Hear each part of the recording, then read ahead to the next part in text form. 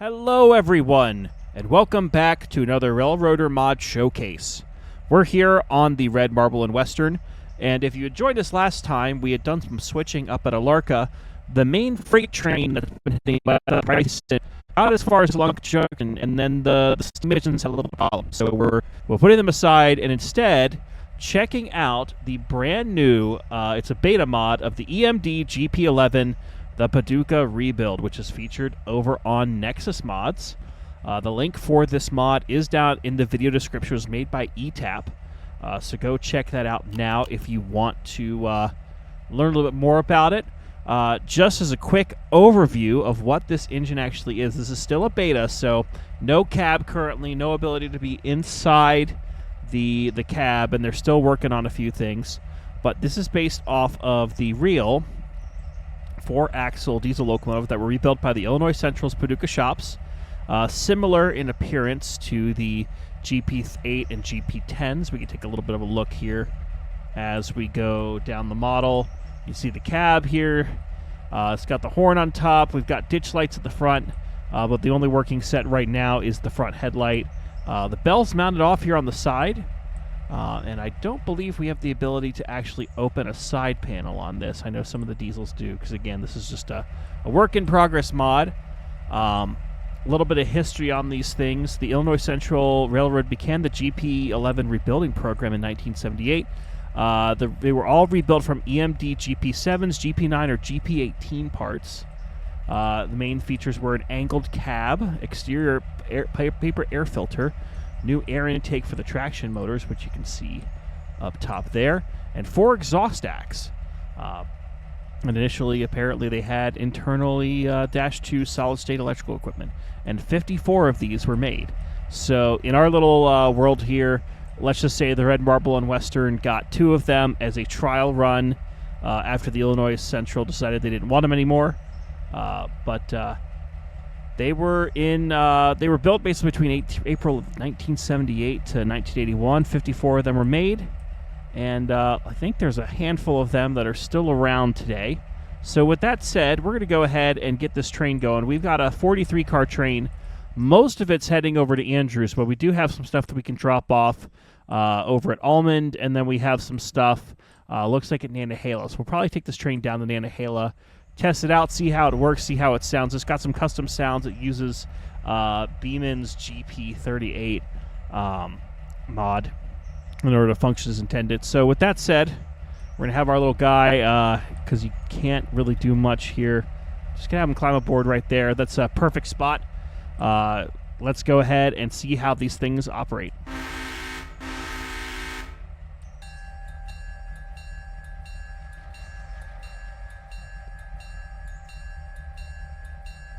Are you on a grade?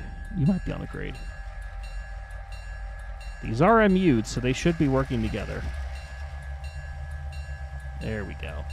Now we're cooking with gas. Some of the things they also feature on the Nexus page is it has custom sounds, a large fuel tank, and it's a great freight hauler. And it is just a drag and drop mod currently. It does not currently work with UMM or Railloader. So off we go. Now, it's going to be very interesting to learn a little bit more about, how this would do on Red Marble. But let's go ahead and just follow this out of the yard here.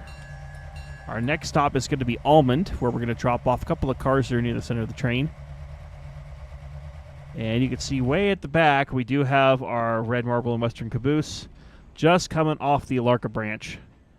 So thankfully there's no trains in our way. We do have the steam engines on the main that are dropped off for now, and then we do have a passenger train that's up at Topton currently, and that's currently doing its thing, so it'll head over to Andrews, and we'll deal with that later.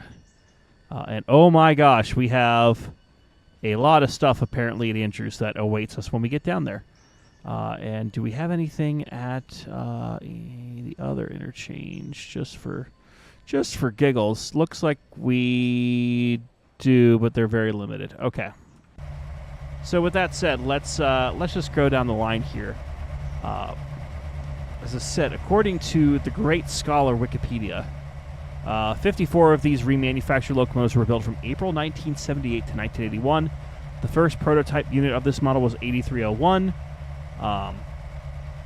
And apparently, to avoid confusion, the 8700 series was created to separate the GP-11s from the GP-10s, intended that the 8301 would be renumbered to 8700, but that never happened. So, International Central Units 8701 through 8726 were built in 1979, while 8727 through 8750 were built in 1980. The remaining three were built in 1981. And apparently, in spring of 1979, the Clinchfield sent 6 GP-7s to Paducah to be rebuilt to GP-11s, and they were called the GP-16s by the Clinchfield. So, there you are. As we go down the track here, this does seem to pull pretty well. Let's see how the braking here goes. I'm assuming everything's fairly standard with it, especially because we are heading downhill at a about track speed. But I know we've got a couple of 30 curves coming up that I am very wary of. Thankfully, it looks like the next one's just past Brooks, so we're good at the moment. And most of these GP-11s were retired prior to Canadian National's purchase of the railroad, although apparently a number of them can be seen on short lines. Again, according to the great god of information, Wikipedia, 8701, the second GP-11 rebuilt from Paducah, is now preserved and on static display outside of Carbondale, Illinois. There's one that's at the Monticello Railway Museum in Monticello, Illinois. And then a few others kind of went on to some other railroads. A few are still active on the Ohio Central. And apparently there's also some Trade Point Rail locomotives in Sparrows Point, Maryland, that are some of these former locomotives. So you can see the real thing of these out in the wild. So there's your little history lesson on the engines. As I said, this has been a model uploaded by ETAP06 on Nexus, so to get it on your railroad, just head over to Nexus. The link is, again, in the video description. But so far, just looking at it offhand, obviously it's a work in progress, so we can't grill it too hard. The long noses seem to be modeled pretty decently with my limited knowledge of diesel engines. I'm more of a steam guy. But does seem to have decent textures. I do wish, we're kind of spoiled now that Beeman has this GP-38 mod. You can customize so much on it. It'd be cool to customize the paint on these a bit more. But right now, all you do when you click on them and you have your equipment, basically you can change the road name, the road number, the base color, and the lettering color, and the horn. So pretty standard for most of the mods from Railroader. But it'd be cool in the future to have that sort of customability if they ever allow for that. As I said, the textures for the cab currently non-existent. There's nothing in there yet. We'll see how they update as they go down the line. And I am approaching the first of my 30 curves, and I need to get a little more brake on this train. We got 2,400 tons on this thing. And we're going a mixture of down and up. So hopefully 2 of these will be enough to get us over to Nantahala. Once we get to Nantahala, then we have other problems to deal with, but we will see. Maybe this will be nice and allow us to get over Red Marble without much of a fuss. But offhand, sounds are good. Obviously, these are from Beeman's GP-38 mod, which I cannot recommend highly enough. It is an awesome thing that gets a lot of support. Beeman is good people, so please go and check that out. And as we come over this little dip in the ridge, we're continuing to go downhill. We had a little uphill, so we have a little bit of a stretch on the train. I'm going to go ahead and apply, let's get another pound of brake pressure on here just to help with the downhill. We're pulling up one side and going down the other, and looks like we're almost to the little blip here. But let us see how this goes. Yeah, offhand, seems like a solid work in progress.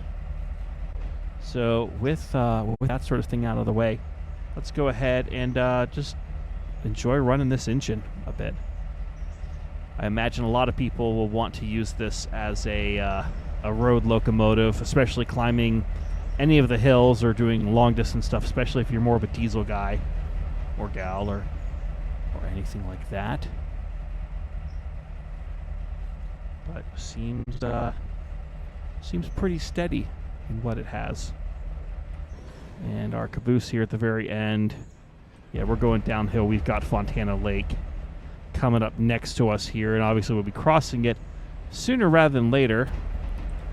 Let's see, can my character get on the front of this here? Apparently not quite. So again, looks like still a lot of texturing needs to be done. You can see where the cab and cab controls would be, so that's phasing in and out of existence here. Interesting. But offhand, the top of the model also looks not too bad. And I bet this is another 30 curve, so I'm going to put a little more brake on here before we continue down.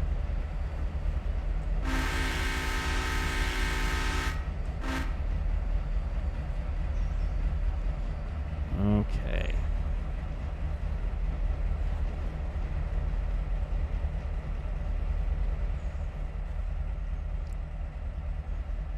Yeah, looks like front of everything here with the coupler and all that looks decent. The truck work looks pretty good too. I'm not sure if this is borrowed from the other model, but looks not too bad. Thankfully, the signal was good for us, and I definitely didn't not look at it as we go down the tracks. But yeah. Alrighty. So as we come down here, the way our train is set up, so basically we have a whole bunch of Andrews bound cars for the Andrews grain elevator, some Snowbird paper cars. We have the O'Brien Cooperage, which I believe is at Nantahala. We have Nantahala Talcon Line, which is in Hewitt, Flanagan Coal, and then we have these two cars in the middle for Tennessee Bait and Tackle. And then some more stuff for that. And then we have a few cars near the end of the train here for the Stepanek Drywall Company, which is up at Topton. And I've only passed by this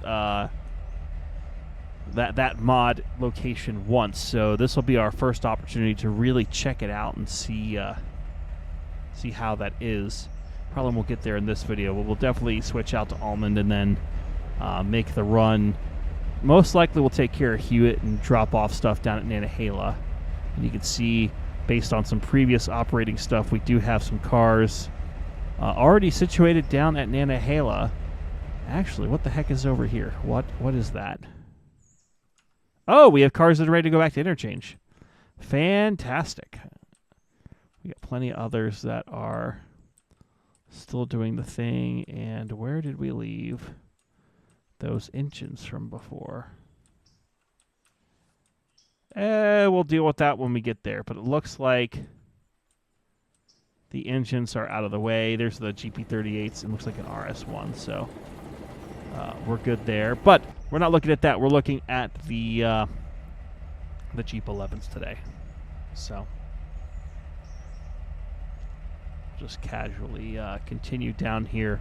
What we're going to do, we're almost to the bridge over the lake, and then once we get down here, we're going to have to do some switching. So we're going to stop on the main, basically get the two cars for Nantahala, I'm sorry, not for Nantahala, Almond out here, and then we'll stop the train before Almond, do the switching that we need to, and then we'll pretty much be able to highball from there over to Hewitt, and then take care of the few other cars that we got for there.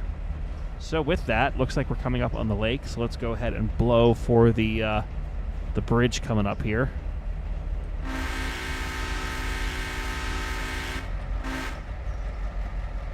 You know, the default horn's pretty good, but what other ones we got here? Right now, I've got a couple of horn mods in, so let's just hear a few of them. Okay. Better. Not my favorite. Better. Eh. That almost feels too real, so I think we're going to stick with that, but just for the sake of argument, There we go. BNSF, you win once again.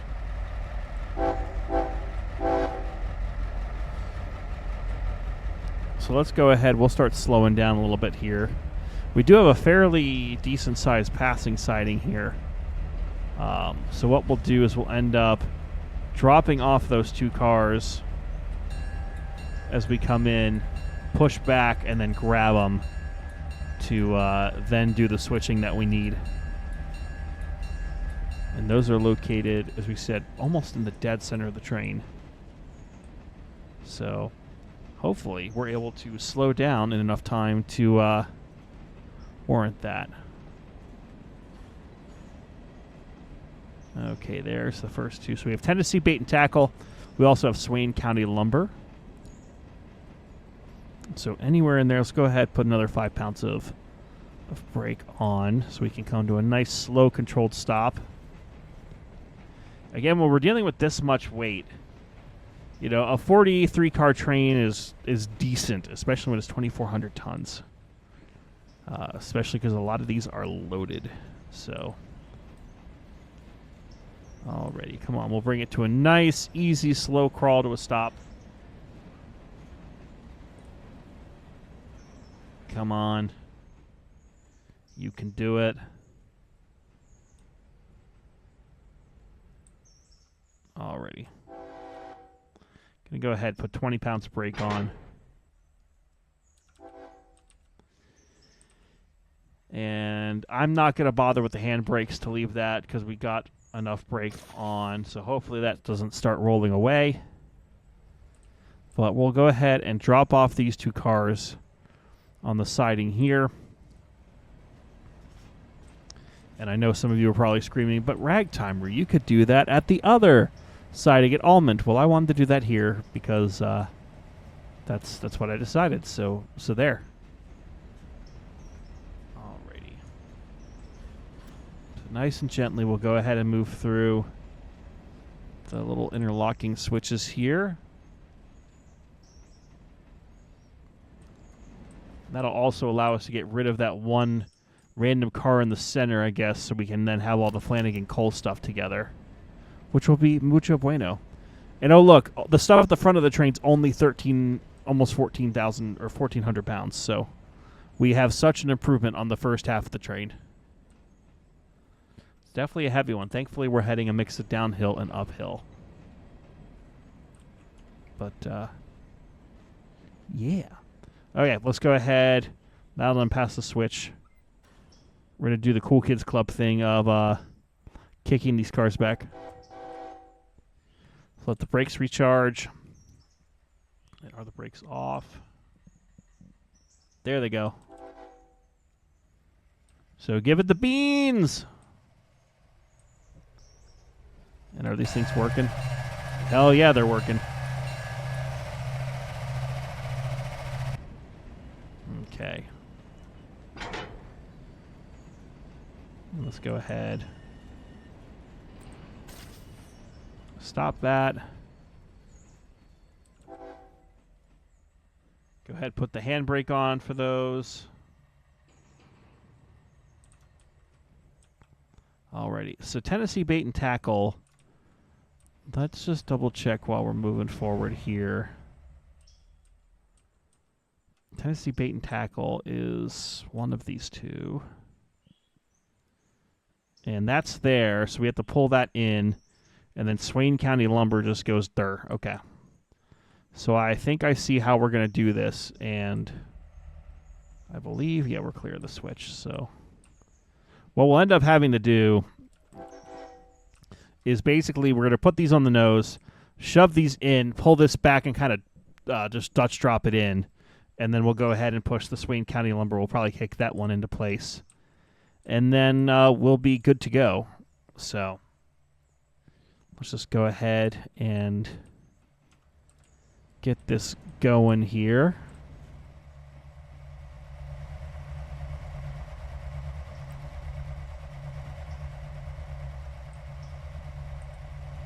All right. I do have a little bit of distance before these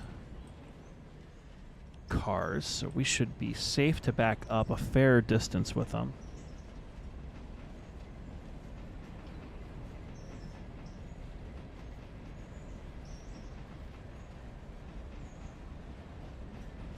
Okay. And it might be prudent for me to slow down a little bit so we don't immediately knock these cars off the rails. So let's go ahead and put a few pounds of brake on there. Nice and easy.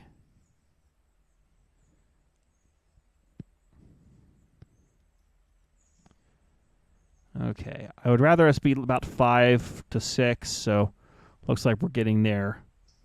But I think we are going uphill too, so we could probably put a little bit of engine brake if we need to, but 5 miles an hour for a couple, I'll take it. So if it's good enough for the government, it's good enough for me. Okay. Alrighty.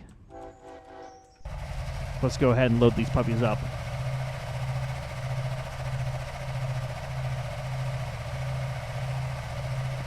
Alright, come on, you lovely diesel, come on.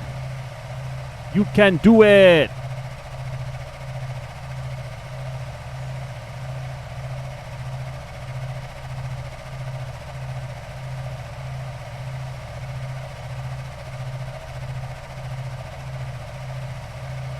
Alrighty. So these are working their heart out, trying to get this all taken care of.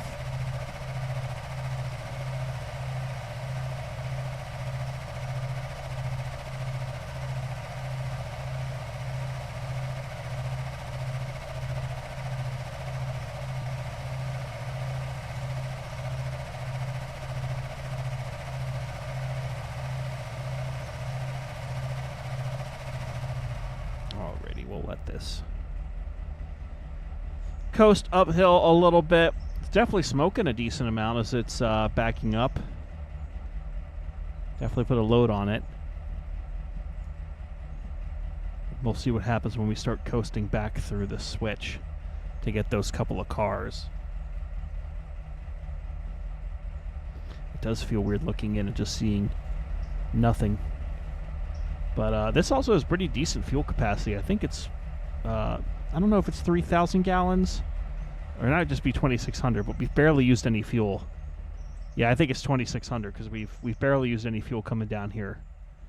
But definitely will get you over the road. So let's go ahead and get the brakes off and recharged. I don't have any hot boxes, right? Oh, I fell off my engine. While we're here, let's just make sure. Looks like we're oiled. I just have this terrible, ominous feeling that we're going to have one car, like at the back of the train, that is more or less ready to hotbox on us.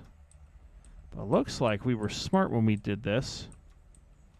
Yeah, looks like we're smart enough that all these cars are oiled. So there you go. Ragtimer was smart. Fantastic. Alrighty. And I'm going to trust the back half of the train to also be like that. Let's go ahead and put a little bit of a load on.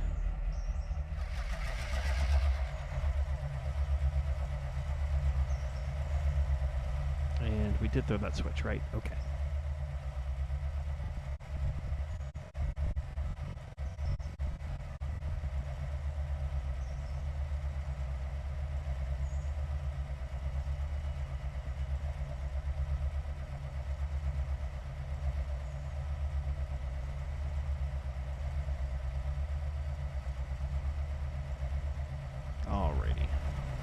Those cars aren't too far away, so we'll go ahead and get those in here.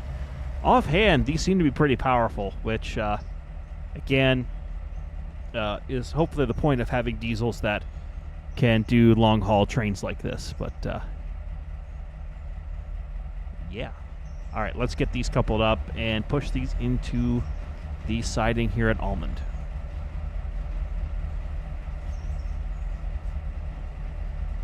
Come on, nice and easy. Nice and easy. And now is when I start to panic and put on brake.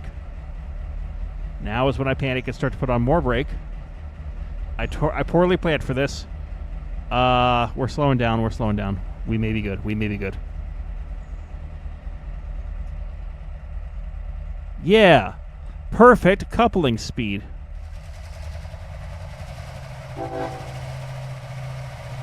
Yeah, put a lot of strain on those couplers.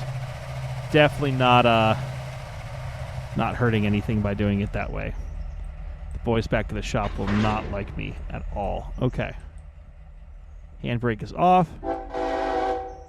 And now with little piggy in the middle, now we'll go ahead and get this pushed over to almond proper. And at almond, we're going to make sure that our switches are set. So basically, we'll just go ya-dunk, and then we'll be good to go. And looks like our caboose is past the switch, so we'll go ahead and realign the main. That way we'll be good to go.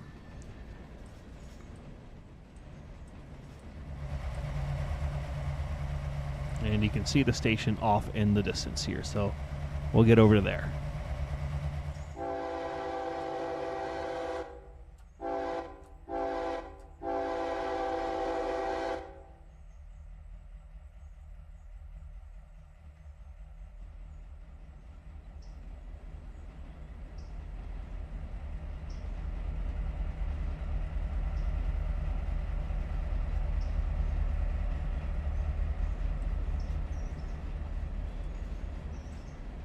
Alrighty, we are now entering almond proper. So let's go ahead and get everything taken care of here. As we said, Tennessee bait and tackle is right there. So we'll go ahead and kind of Dutch drop that one in, and then we'll kick the other car into its proper spot.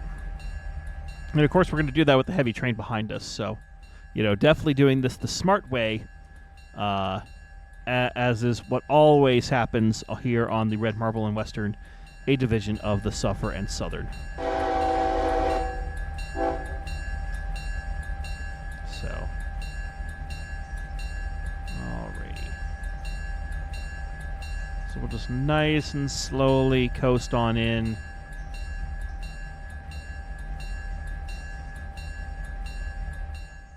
So...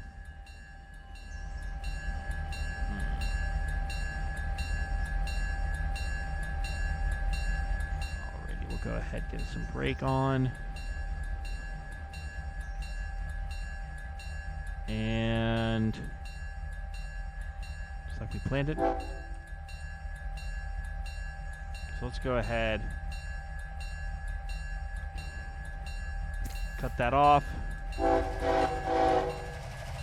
let's see if we can get enough speed to actually make this happen. Come on, I just need 5 miles an hour. Maybe a little more.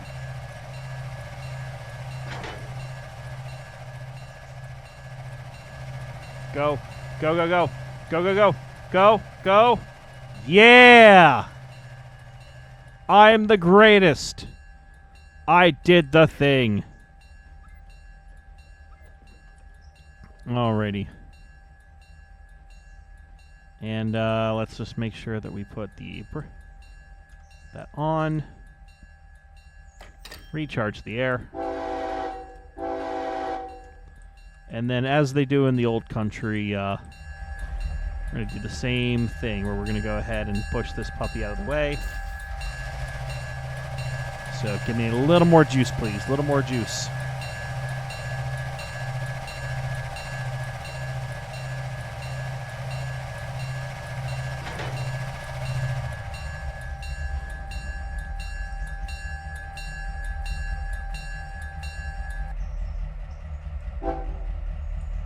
Alrighty. And as that gets out of the way, let's go ahead and start up our train. We've dropped almost 100 tons, I think. A little more, 150 tons. 50 there and 40 there. So 90, 100 tons. But as it gets to where it needs to go ahead and put the handbrake on. And off we go. So, as we leave those two cars delivered, We're going to let the train continue on its way to Nantahala and Hewitt. Thank you for joining us here for this little look at the GP-11 mod that has been made by ETAP. If you want to check it out, head on over to the Nexus. Again, the link is down in the video description for you to go and take a look. Otherwise, we will see you on another episode where we take a look at another Railroader mod. Thanks so much for watching, everyone. We'll see you next time. Bye.